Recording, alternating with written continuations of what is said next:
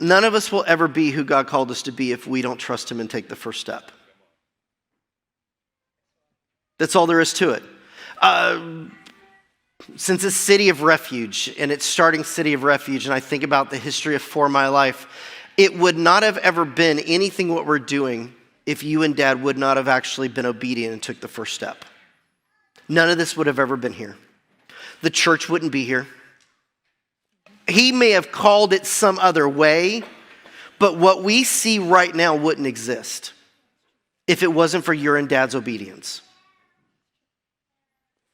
It took a movement out. It took packing everything up in Florida. It's not supposed to be easy, but there was that move. It had to take a step of faith to be able to get there. That first step. And each step God meets you at that step. He says, okay, I need you to take another one. And you take another step.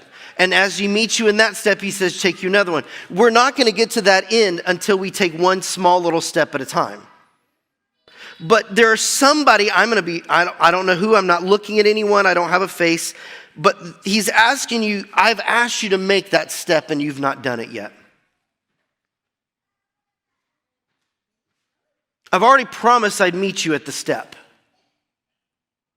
But it requires our movement. That goes back to 2 weeks or last week with the thankfulness. It requires a movement. It requires an energetic, thank you so much of the physical touch, and there's something in that action. But God's saying, listen, I'll give you everything you've ever dreamed for and desired. But it requires you to take a step in obedience. Not for the wrong reasons, for the right motives too.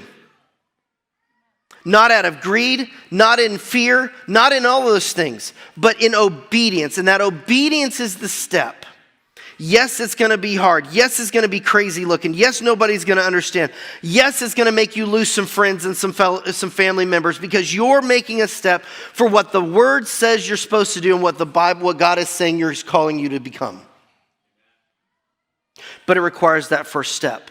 And yes, there will be a season that seems like it's the wilderness where there's nothing good going around. It's fine. He goes, because he's purging the people away from you that aren't supposed to be there, that are not building you up, that are dragging you down.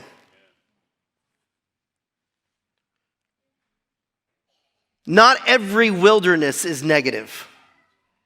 Somebody remind me of that later. So just play that for me later on. Not every wilderness is negative.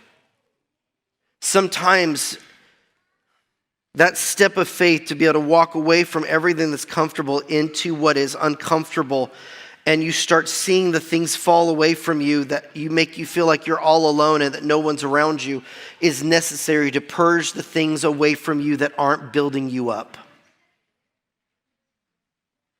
He said, I'll be there for you. I've got your back. I'll be there to pick you up. I'll be sure. Throughout the wilderness, the Israelites were, it was their disobedience that sent them out there. But even in that, he protected them and took care of them. Don't you think he'll take care of you when he puts you in the wilderness to get away for all the other stuff, not in disobedience, but in obedience? Don't you think he's going to take care of you the same way he took care of people in disobedience in your obedience? This morning, the only thing he's asking you to do is rejoice in the Lord. Last week was thankfulness. The week before that was understanding his provision. I'm having to remember what I taught on. Each one built upon the next one in your gratefulness and gratitude and your rejoicing. He is challenging you, church.